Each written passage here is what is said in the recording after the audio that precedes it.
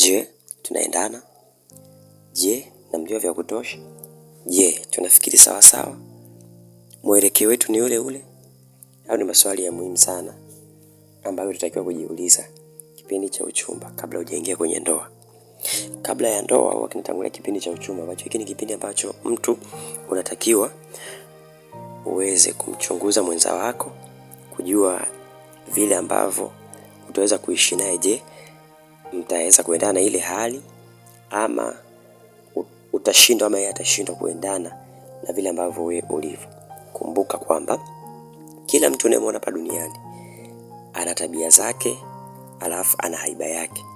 Tabia ni jinsi ambavyo mazingira yamemshape, yamemfanya vile alivyo, anavyoonekana kwa wakati huo hapo, anavyoishi kwa wakati huo hapo. Lakini haiba ni ule utu wake wa ndani ambao amezaliwa nao, ni ile flame yake ya ndani ambayo amezaliwa nayo. Kuna mtu kulingana na watu ambao ameishi nao, mazingira yamemfanya awe ni mtu mpole. Kwenda maeneo alikuwa anaishi kulikuwa mna watu wengi, kwa hiyo ni mtu mpole, haongei na watu sana kwa sababu tangu utoto alikuwa ni mtu wa kufungiwa ndani. Lakini kuna mtu sio muongeaji kwa sababu ya haiba zake. Sasa huyu mtu ambaye sio muongeaji kwa sababu ya haiba zake, ni ngumu sana kubadilika kuwa muongeaji kuliko huyo mtu ambaye amekuwa haongei kwa sababu yeye ni mtu ambaye alikuwa amefungiwa ndani. Kwa sababu mmoja haongei sababu ya tabia, mwingine haongei kwa sababu ya haiba. Kwa hiyo ni muhimu sana ujue kwamba huyu mtu naenda kumuoa au kuolewa kwake atakuwa ni mtu ambaye naendana naye, tabia zake, haiba zake zitakuwa zina uwezo wa kuingiliana na za kwangu. Vinginevyo utaenda kutengeneza bomu ambalo likilipuka itakuwa ni ngumu sana kupona majeraha yake. Sasa kipindi cha uchumba ndio kitu ambacho unatakiwa kuwa makini sana, ili ujue madhaifu na ubora wa mwenzako. Upime na kujua kama ataweza kubeba mzigo ulionao ama utaweza kubeba mzigo wake alionao kwa usahihi. Kumbuka, mwanadamu wa kwanza, yani Adam, wakati anaumbwa, aliumbwa Hawa akawekwa ndani yake. Alafu Mungu akaja kumuumba Hawa kwa kutoa tena ubavuni, kwenye ubavu wa Adam akamtoa Hawa akatengeneza mwanamke ili afanane kwanza na Adam, alafu aweze kumsaidia Adam. Kwa hiyo unaenda kumuoa kuolewa kwake, hakikisha kwanza mnafanana. Sasa mnafananeje? Mnatosheneje? Kwa namna gani mnatoshana? Ni vitu ambavyo ni vya muhimu sana. Kwa hiyo swala ambalo nataka tunizungumzie ni swala la tabia. Tabia ni kitu ambacho kimeharibu ndoa nyingi, kinaendelea kuvuruga ndoa nyingi. Mungu hajatupa ishara au dalili za kuwajua tunaenda kuwa nao, ila ametupa akili za kupima na kuchagua.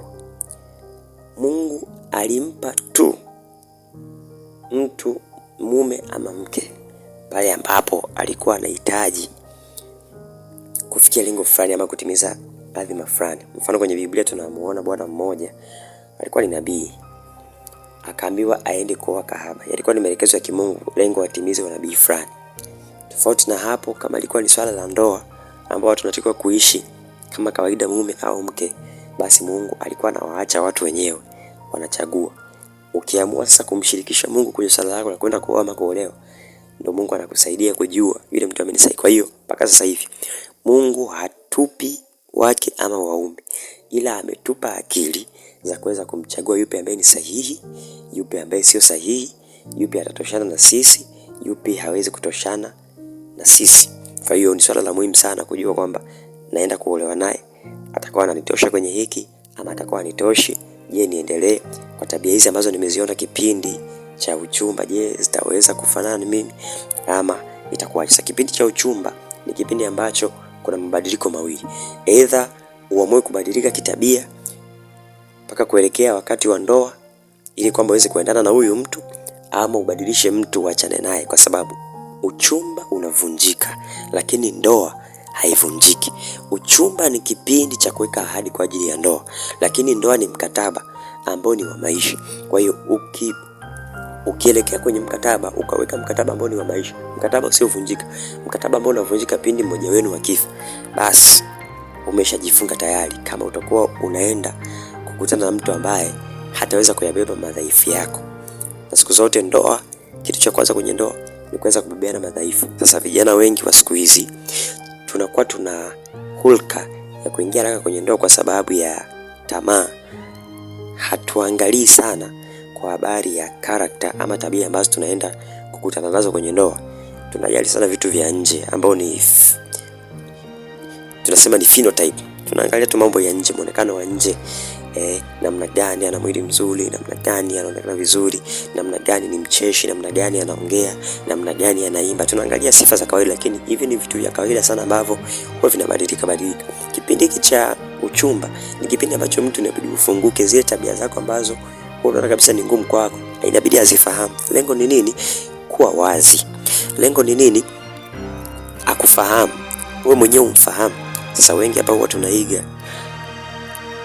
Unaamua kuiga aina fulani ya mavazi ambayo sio asili yako. Unaamua kuiga aina fulani ya lugha ambayo sio, lafudhi ambayo sio asili yako. Lengo ni nini? Uweze kumpeleza mtu fulani. Alafu unasahau kwamba kile ambacho umekiiga basi huwa kinakaa kwa muda fulani tu. Miezi mitatu tu ile ya mwanzo, kila kitu kinaanza kuharibika, kinaanza kurudi kwenye asili yake. Ulikuwa mwanzo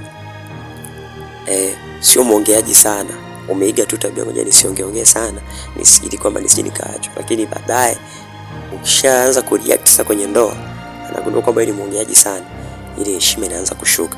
Sasa kama wewe ni muongeaji, ongea kipindi hiki cha uchumba, ili kwamba yeye aditamani kwamba mimi kulingana na haiba zangu na tabia zangu, je, mtu muongeaji wa namna hii nitaweza?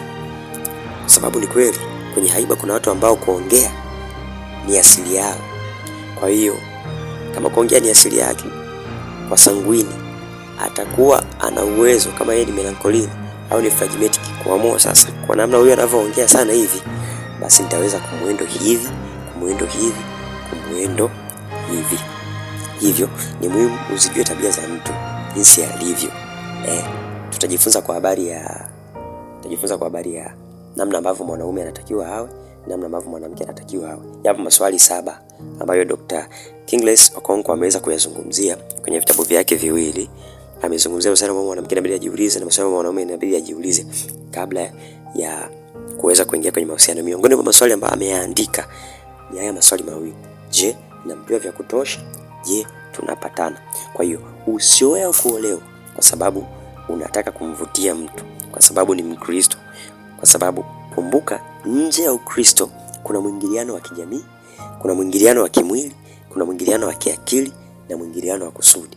Utakapooa au kuolewa na mtu ambaye sio sahihi, hivi vitu lazima vitaharibika. Ulikuwa unaingiliana na jamii yako kwa namna fulani hivi, kwa sababu umeoa au kuolewa, basi tambua kwamba kuna aina fulani ya watu kwenye jamii utaacha kuhusiana nao. Huenda ulikuwa ni dada, unauza mashati ya kiume, unauza nguo za kiume, kwa sababu umeoa kuolewa, kumbuka kwamba ipo siku wale wateja ambao walikuwa wanakuja kwako kwa ajili ya kununua zile nguo wataacha. Amelizungumza hilo swala Dr. Tony Kapola. Kwa hiyo kuna aina fulani ya watu wataacha kukutembelea, wataacha kwa pamoja na wewe tena. Kuna aina fulani ya marafiki ulikuwa nao mwanzo, kwa sababu umeoa au umeolewa na mtu fulani, basi watakukimbia. Kwa hiyo lazima uwe ni mtu wa kuweza kuelewa vitu kama hivyo hapo.